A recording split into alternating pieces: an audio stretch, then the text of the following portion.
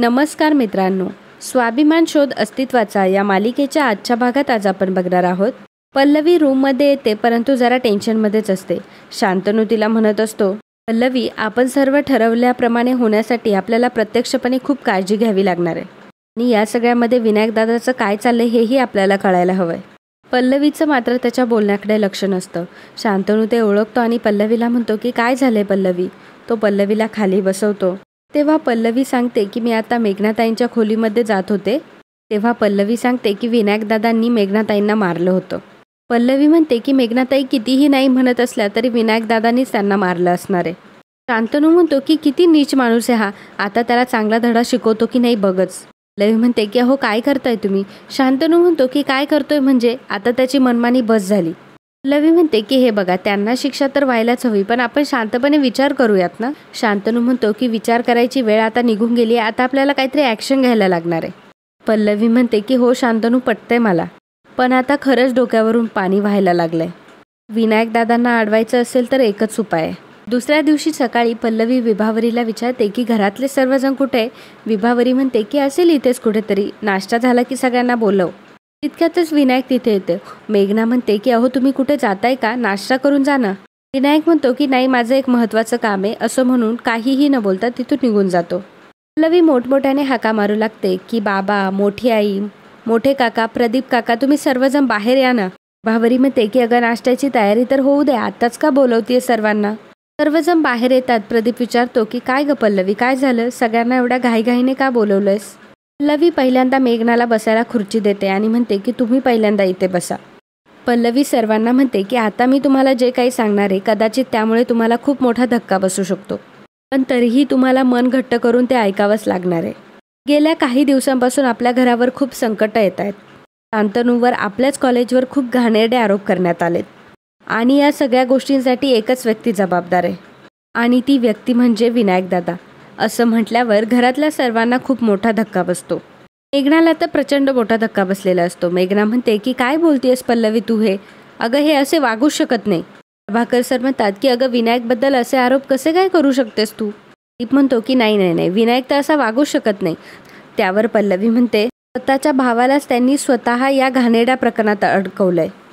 शांतनू म्हणतो की हो बाबा तुम्हाला सावध करण्यासाठीच हे चाललंय आणि तुम्हाला अजून खूप काही गोष्टी कळायच्या आहेत. विभावरी म्हणते की मला तर विश्वासच बसत नाहीये, आपला विनायक असा कसा काय वागू शकतो.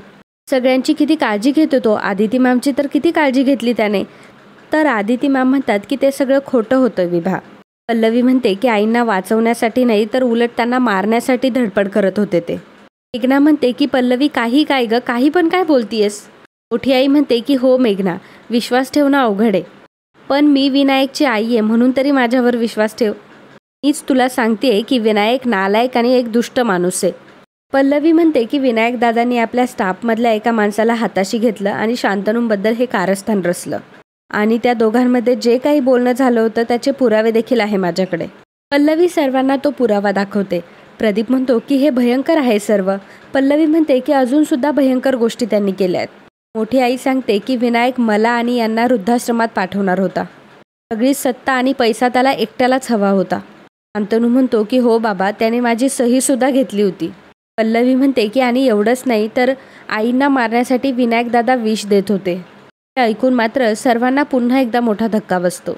पल्लवी म्हणते की त्यांचं खरं रूप सगळ्यांसमोर आणण्यासाठी मोठ्या आईनेच मला ही कल्पना सुचवली आहे आणि त्यात मीच नाही तर आईसुद्धा सामील होत्या. त्यांची ही सर्व कारस्थानं उघड करण्यासाठी आम्ही त्यांच्या नकळत रेकॉर्डिंग केलं आहे. ते बघितल्यावर नक्कीच सगळ्यांचा विश्वास बसेल आणि ते बघितल्यावर विनायकदादा नक्की काय आहेत यावर सगळ्यांचाच विश्वास बसेल. मोठी आई तो व्हिडिओ दाखवा ना सर्वांना आणि मग मोठी आई व्हिडिओ प्ले करून एकेकाला तो व्हिडिओ दाखवते. सर्वजण तो व्हिडिओ बघतात. सर्वांना खूप मोठा धक्का बसलेला असतो. मेघना म्हणते की नाही पल्लवी तुझा काहीतरी गैरसमज होतोय. मोठी आई म्हणते की नाही मेघना गैरसमज तुझा होतोय. आदितीची महिनाभर जी अवस्था झाली ना ती फक्त विनायकमुळे झाली आहे. प्रभाकर सर म्हणतात की वहिनी तुम्ही काय सांगताय ते मला काहीच कळत नाहीये. पल्लवी म्हणते की बाबा त्या जे सांगताय ते खरं आहे. आईच्या वाढदिवसाला गोळी झाडणारे विनायक दादाच होते. शांतनू म्हणतो की हो बाबा त्याचं टार्गेट आई नाही तर मी होतो. प्रभाकर विचारतो की पण का. आदिती मॅम म्हणतात की विनायक शांतनूला मारणार आहे हे मला समजलं होतं आणि म्हणूनच शांतनूला वाचवण्यासाठी मी धावले. आणि मग ती गोळी मला लागली. प्रभाकर सर म्हणतात की याचा अर्थ विनायक एवढे सगळे उद्योग करून आपल्यामध्ये वावरतोय आणि आपल्या कोणाला हे कळलंसुद्धा नाही. विभावरी म्हणते की केवढा मोठा विश्वासघात केला आहे त्याने. मेघनाला सर्वात मोठं टेन्शन आलेलं असतं आणि तिलाच सर्वात मोठा धक्का बसलेला असतो. मेघना म्हणत असते की ज्यांना मी एवढा मान दिला, सन्मान दिला, ते एवढे खुनी आणि विकृत निघाले. मेघनाला चक्कर येते आणि ती तशीच खुर्चीवर पडते. सर्वजण तिला सावरतात, हॉलमध्ये तिला आणतात. नंतर मेघना शुद्धीवर येते. विभावरी म्हणते की विनायकने अक्षरशः तालावर नाचवलं हिला. मेघना तुला लिंबू पाणी देऊ का, म्हणजे बरं वाटेल तुला. मेघना म्हणते की नाही, आता मला काहीच नको आहे, मला तर आता जगायचंच नाही आहे. असं म्हणून मेघना तिथून उठते. पल्लवी मेघनाला थांबवते. मेघना म्हणते की कोणासाठी जगू आता मी? ज्यांच्यासोबत सुखी संसाराचे स्वप्न बघितले होते तोच माणूस असा निघाला तर या आयुष्याचा तरी काय उपयोग आहे? पल्लवी म्हणते की मेघनाताई तुम्ही शांत व्हा बरं आधी. मेघनाताई असं खचून कसं चालेल बरं? दादांनी फक्त तुम्हाला नाही तर घरातल्या प्रत्येक माणसाला फसवलंय. आणि मला एक सांगा मेघनाताई, जो माणूस कधीच तुमचा नव्हता त्याच्यासाठी स्वतःच्या आयुष्याचं नुकसान करून घेण्याची काही गरज आहे का? आज ना उद्या तुम्हाला या सत्याला सामोरं जावंच लागणार होतं, म्हणून मी सर्व सांगितलं तुम्हाला. मेघनाताई, यापुढे आम्ही सर्वजण तुमच्यासोबत आहोत, परंतु तुम्हाला आता खंबीर राहायचंय. मेघना म्हणते की माझ्या जगण्याचं तर कारणच संपलंय, मी नाही थांबू शकत आता. पल्लवी म्हणते की मेघनाताई थांबा, कोणासाठी रडताय तुम्ही? आणि जगण्याचं कारणच संपलंय असं कसं काय म्हणू शकता? मेघनाताई, विनायकदादांनी कायम तुम्हाला गुलाम असल्यासारखी वागणूक दिली आहे. सतत तुमच्यावर अन्याय करत आले, तुमचा अपमान करत आलेत. मेघनाताई, अहो बायको म्हणून काय तर माणूस म्हणून सुद्धा किंमत नाही दिली त्यांनी तुम्हाला. त्यांनी तुम्हाला मारझोड केली आणि त्यांच्यासाठी तुम्हाला तुमचा जीव नकोसा झालाय. विनायकदादांना जरी तुम्ही नको असल्या तरी घरात प्रत्येकाला तुम्ही हव्यात. तुमच्या आईवडिलांना तुम्ही हव्यात, त्यांचा तरी विचार करा. तुमच्या आईवडिलांनी तुम्हाला शिकवलं, एवढं मोठं केलं, ते कशासाठी? खरं तर आजपर्यंत तुम्ही विनायकदादांची निस्वार्थपणे सेवा करत आलात. पण आता बास मेघनाताई, इथून पुढे तुम्हाला स्वाभिमानाने जगायला हवंय. आदिती मॅम म्हणतात की मेघना, ज्या माणसाने तुला इतका त्रास दिला त्या माणसासाठी एवढे अश्रू ढाळू नकोस ग. मोठी आई म्हणते की जो मुलगा स्वतःच्या आईवडिलांना फसवतो तो तुला तरी साथ देईल का ग?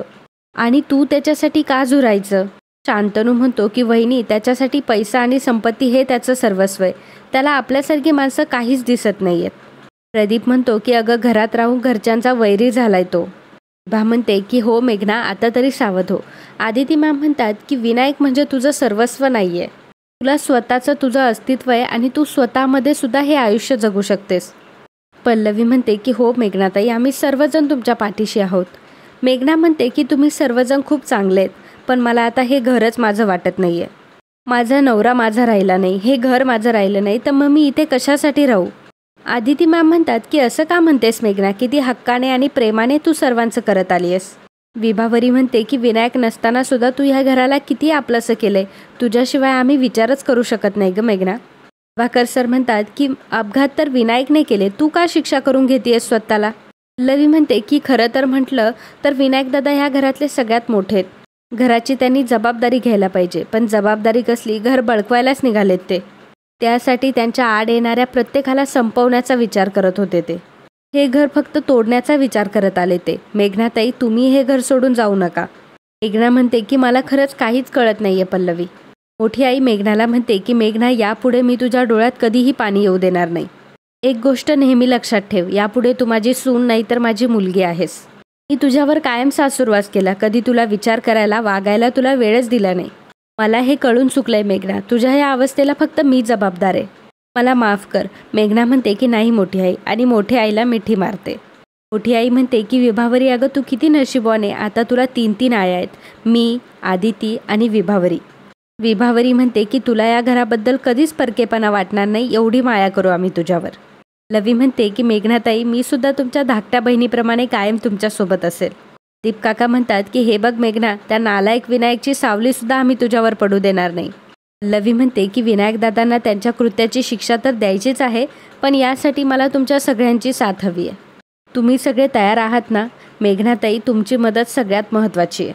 मेघना म्हणते की आजपर्यंत मी यांच्यावर अगदी भोळ्यासारखं प्रेम करत आले, ते जे म्हणतील तेच खरं मानत आले. पण पल्लवी, आज तू यांचं खरं रूप उघड केलं आणि माझे डोळे उघडले. मला सुद्धा माझं अस्तित्व आहे हे मला माहीतच नव्हतं आणि याची जाणीव तू मला करून दिलीस. माझ्या आतला स्वाभिमान जागा केलास. पल्लवी, जशी बायको आपल्या नवऱ्यावरून जीव ओवाळून टाकू शकते, आता ती स्वतःचा स्वाभिमान जपण्यासाठी काय करू शकते हे आता मला दाखवूनच द्यायचं आहे. आणि मित्रांनो, आजचा हा भाग इथेच संपतो.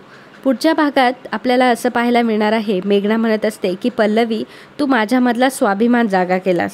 शांतनू म्हणतो की आता आपल्याला सगळ्यांनाच अलर्ट राहावं लागणार. मोठी आई म्हणत असते की काहीतरी वेगळं घडलंय असं त्याला वाटता कामा नये. तेवढ्यातच विनायक तिथे येतो आणि म्हणतो की नक्की काय घडले. तेव्हा सर्वजण मात्र शांत बसतात.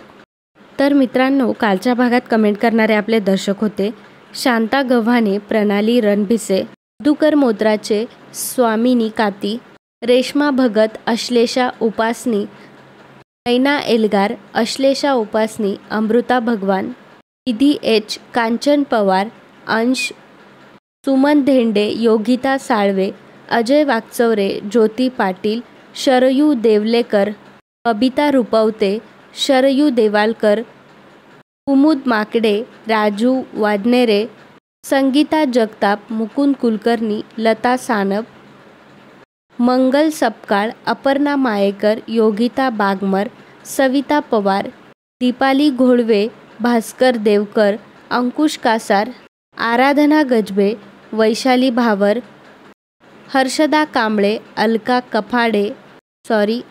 कफारे, श्लेषा उपासनी, श्वेता येलगुडे, संध्या बोऱ्हाडे, वंदना जगताप, पूजा जाधव, आयुषी, DJ सुयश, सुरेखा, रेखा चव्हाण, अलका कफारे, ज्योती बिराजदार, अजय वागचौरे, दत्ता काळे, ओंकार शेडगे, नंदा देवगंडा, अंश, अनिता खांडेकर, अनिता गायकवाड, भास्कर दहाले, रोहिदास सोनावणे, मनीषा पालव, वंदना तांबडे, नीता हजारे, अथर्व धुमाळ, संध्या भागवत, राजू वाडनेरे, अरुणा सोपारकर, अंजली, सोहम सरदार, शीतल नाईक, अर्जुन, रेश्मा तिवारी, वैशाली राजे, चंद्रशेखर भातवडेकर, स्वप्नाली कांबळे, अर्चना निंबाळकर, बीना परांजपे, पूजा, प्रियांका पवार, रोहिणी राजेंद्र पोताले, धनश्री देशमाने, एकता समृदे, वैभव कुश्ते, मानसी तंडेल, रोशन हजारे, अस्मिता सावंत, राणी रासकर, वैभव कुश्ते, आनंद केसवानी या सर्वांनी व्हिडिओला कमेंट करून खूप छान प्रतिसाद दिल्याबद्दल खूप खूप धन्यवाद.